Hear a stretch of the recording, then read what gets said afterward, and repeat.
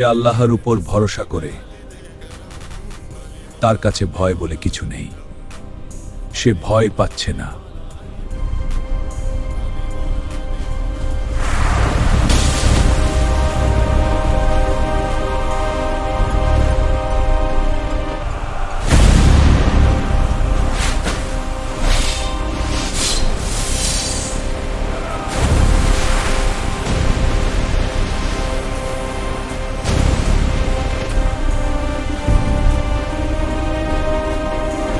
আর তখনই ভয় ঢুকে যায় শত্রুর মনে।